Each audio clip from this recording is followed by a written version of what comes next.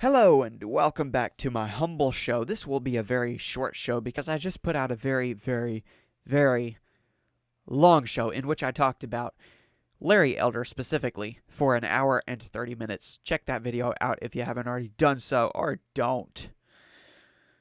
I'm just saying. I ain't playing. But yeah, the title of that video is Learning About Larry Elder. Will Governor Gavin Newsom be recalled? In California, of course. That show just finished uploading, so just thought I would throw that out there for you. Like, subscribe, and enjoy the ride. Don't forget to turn on those bell notifications. Like I said, this will be a short show, so I will get directly into it. I just have a couple of clips I would like to play. One is of coverage of Joe Biden from 11 years ago, CNN coverage. Let's see if they were open-minded when it came to discussing the vice president of that time. Obviously, he is the president of this time, but I'm talking about that time. Without saying anything else, I will just play this, and then I will briefly react to it. Maybe you've seen this before, but I doubt it because it has been so long. Back in the day, I wasn't keeping up with politics, so, I've seen some of these clips from this YouTube video in days past, along the way, I mean, because there are so many Biden bloopers going around. It's hard to keep up with all of them. Every once in a while you see something that you haven't seen before and you think, this guy is president. This guy is resident. Resident Evil, maybe. That's a very good series, in my humble opinion. I like the movies Resident Evil. But, wow. That was random. Yes, here is this clip. The caption, or shall I say title, of this video, this compilation of clips on YouTube, is CNN. Joe Biden's F-bomb. That's right, F-bomb. Amid the big hugs and the big smiles, the thrill of healthcare victory had everyone fired up. Joe Biden was fired up all right, lavishing praise on the president. I've gotten to know you well enough. You want me to stop because I'm embarrassing you. T-minus 10. Actually, he's about to embarrass him by dropping a bomb. 3, 2, 1. Pardon me? From Joe Biden's lips to the media's ears. He has always had difficulty putting a sock in it. Brett Hume is a very good analyst. By the way, that's who you just saw there. He is still doing his thing after all these years. He doesn't look a day older either. Putting a sock in it. Another excuse for us to trot out the VP's previous bloopers, the time he urged the guy in the wheelchair. Stand up, Chuck. Let him see you. The other day when he referred to the Irish Prime Minister's mother. God rest her soul. And although your mom's still alive as your dad passed. God bless her soul. Bless his soul. I'm glad the Prime Minister could laugh about that. Because it's not very funny. For providing us with fodder. Every 10 minutes there's a shift in sort of what the strategy is again. Who gives a This isn't the first time a mic has picked up the VP dropping the F-bomb. Now he likes to say, give me a break. Come on, man, give me a break. Good to know that he has left out the expletive. But hey, the previous VP, Dick Cheney, used it in anger, telling Senator Patrick Leahy to you-know-what himself. Do you have any regrets? No. I said it. If the White House regretted Vice President Biden's remark about health care, they weren't letting on. Press Secretary Gibbs tweeted, "And yes, Mr. VP, you're right. The vice president's faux pas was such a big friggin' deal that within 2 hours of his utterance, it was already emblazoned on T-shirts. The guy really known for salty language is Chief of Staff Rahm Emanuel, who wouldn't tell on the president when he talked to 60 Minutes. But I do not curse in the Oval Office. Does he curse? On a day of triumph, once again, the curse of Biden strikes in the form of an actual curse. Genimos. CNN. Thank you, Joe. New York. I thought you might find that to be a bit amusing. I know I did. But yeah, nothing new to see there. Nothing new to hear there. Just the same old Joe Biden, only he is older now. Yeah. He was never the sharpest tool in this shed. And by shed, I mean White House. It is full of tools, by the way. But, you know, he is rapidly declining because he is rapidly aging. I could talk about so many different things in regards to the Biden administration right now. The handling of the Afghanistan pullout. We are nearing the 31 deadline, the 31st deadline. We'll see if it's extended. We'll see if everyone gets out. It sounds to me like some troops are being pulled already. Not everyone has been gotten out in terms of American citizens. Many more Afghans than Americans have been rescued from Afghanistan.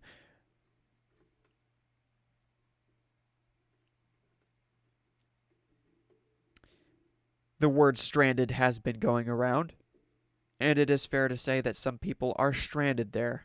It is fair to say that some will continue to be stranded there after the deadline, and they might meet their literal deadline at some point, because the Taliban doesn't exactly consist of Mr. Nice Guys. And when that happens, the Biden administration won't be able to pat themselves on the back any longer. Jen Psaki won't get to talk about how stranded is the wrong word to use. To be fair, she'll probably just move on to the next excuse, as will everyone in the Biden administration. Right now, it seems like there's a bit of a calm. There was a storm, now there's a bit of a calm. And that's an understatement, because it isn't really calm for the people who are over there. But I mean, story-wise, headline-wise, there's a bit of a calm. People are being gotten out, but that doesn't mean everyone is getting out. I hope that everyone gets out alive. I do, but I am reluctant to be optimistic, because we have seen the Taliban in action before.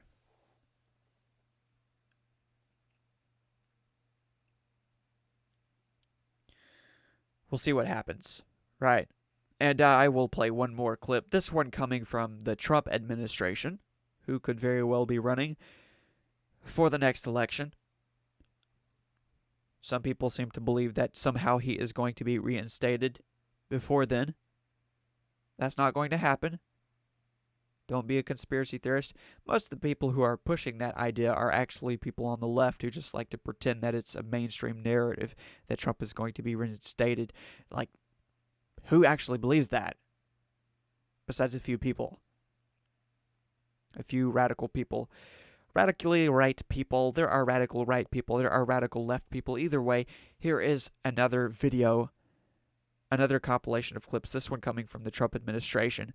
Brad Parscale tweeted this out, saying in his caption, "Joe Biden lied to America and to the world when he told us America was back. Instead, he surrendered to the Taliban and left Americans behind to die in Afghanistan. It's time to know the truth." This is a bit of a campaign video. I'm not a huge fan of videos like this. they're often very one-dimensional, and I know they are consistent of more than one clip, but they're laid out in such a way as to play with our emotions and make us feel a certain type of way. And most people who feel some type of way after seeing this are the people who felt that certain type of way before they saw it in the first place. So there's that. It's more partisanry, if that's an actual word. It's more partisanry. These types of videos, campaign videos, comes from both sides. They come from both sides. And I usually take them with a grain of salt. But considering the circumstances, we'll just take this one with 2 grains of salt. And we'll say Trump is the good cop here, right? If anyone is. Trump is the good cop and Biden is the bad cop because Biden is the one who messed up. So here's this. America is back. Highest inflation rate in the Pain U.S. at the pump. Southern border is collapsing. The climb of COVID infections. We amplify our power. We summoned a new strength. This is a recruitment ad. Should we be embarrassed? Diplomacy is back. Now the Taliban are back. Kabul is not in an imminent threat environment. The likelihood there's going to be the Taliban overrunning everything and owning the whole country is highly unlikely. They own the whole country now, the Taliban. The Taliban are now in complete control of Afghanistan. Complete chaos. How did President Biden get this so wrong? Well, first of all, the mission hasn't failed yet. If this isn't failure, what does failure look like exactly? Biden, you destroyed not Afghanistan, but the world! I don't care if you think I'm Satan reincarnated. Do I bear responsibility? Zero responsibility. China is ready for friendly relations with the Taliban. I feel like they're gonna slip in the door and they're the Taliban and they're gonna come in and kill us. Slow down, everybody. We have to ask the Taliban for permission for American citizens to leave. True or not true? They are in control. I can't think of anyone better to lead this operation than They're just chanting death to America. And you call yourself the president?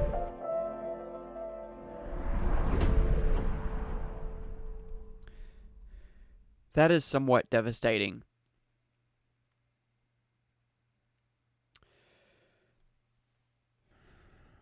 There are indications that there will be more devastating implications in the near future, depending on how all of this plays out, and if we can get everyone out who wants to get out, who needs to get out. Even if we do get everyone out who needs to get out, there are still going to be people left behind. Afghan people who are going to suffer at the hands of the Taliban in one way or the other. That's the world we're living in. I get it. But overall, Biden handled this terribly. And they might feel like they're covering it up, but it's not over yet. It's not. So keep in touch, keep in tune. New content is coming soon. I will talk more about this situation, this ongoing situation, in the very near future, which I keep talking about because so many things keep happening that the very near future just keeps sneaking up and slapping us right between the eyes. But it's no surprise when things like this happen. It's not. I don't want to say that we're living in the end times, but these are the days. These are the days, and things are only going to get more and more crazy. I will pull up this website, which belongs to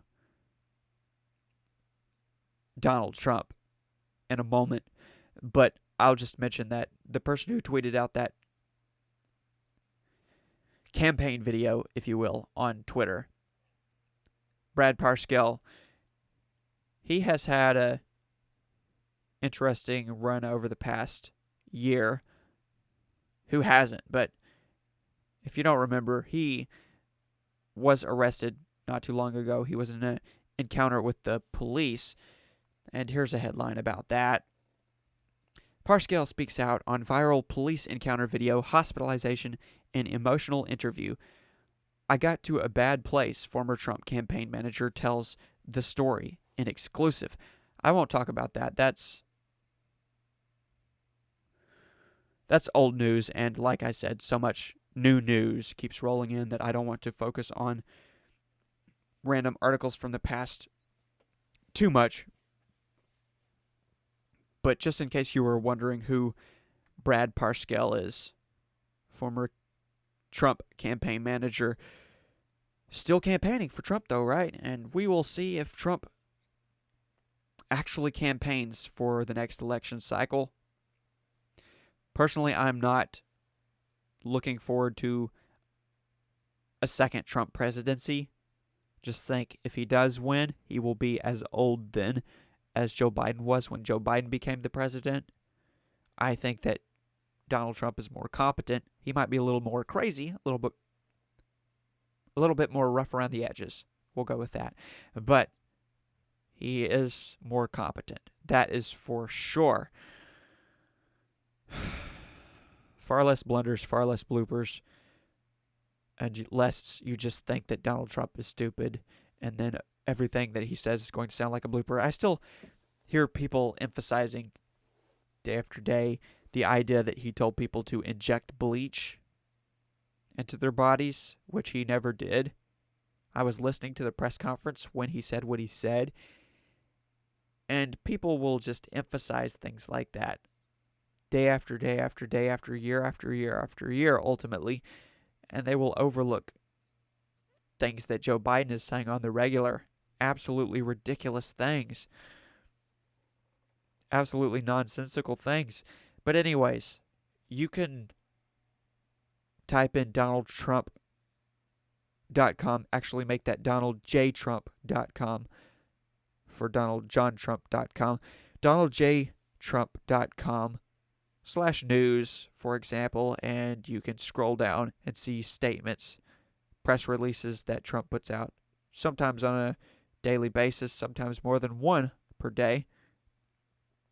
I'll click on this one and just pull up one example of a press release or statement by Donald John Trump, 45th President of the United States of America.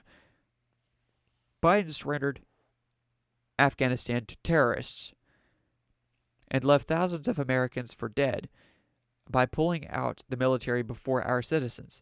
Now we are learning that out of the 26,000 people who have been evacuated, only 4,000 are Americans. You can be sure the Taliban, who are now in complete control, didn't allow the best and brightest to board these evacuation flights.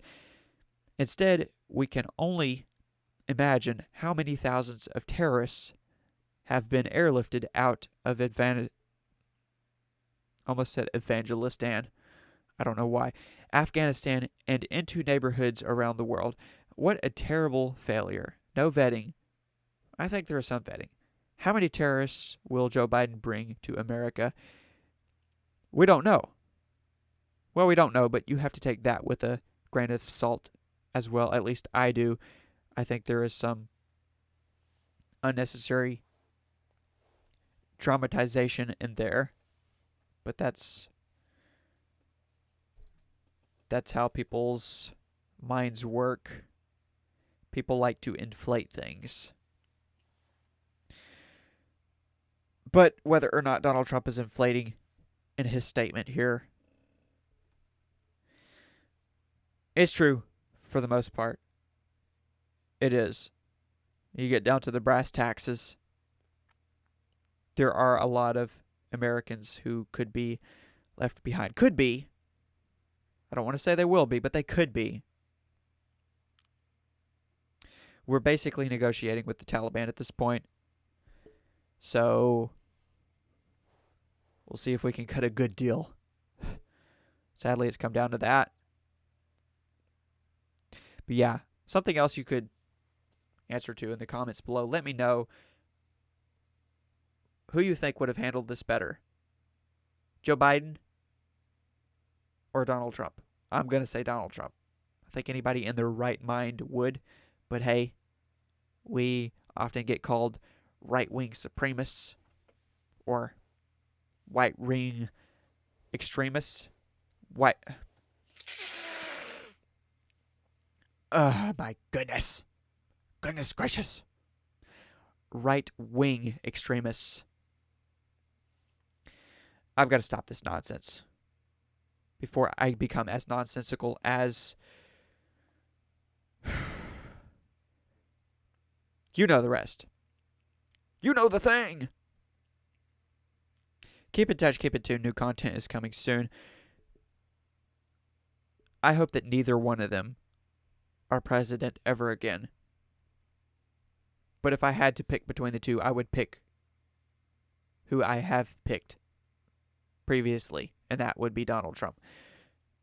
Outside of the two of them,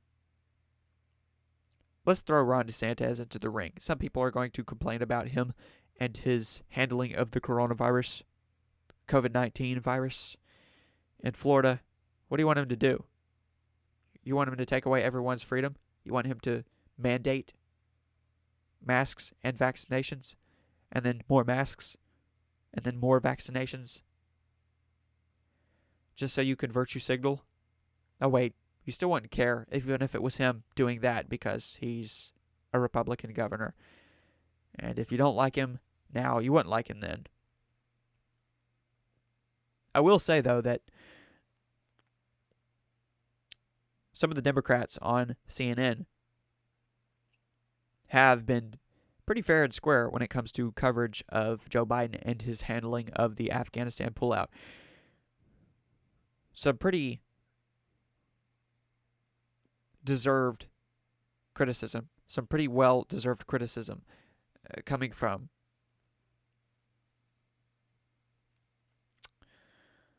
CNN and some of the CNN contributors. But overall, it isn't pretty. And I'll leave it at that, I guess. My nose is about to trip. I'm so sorry.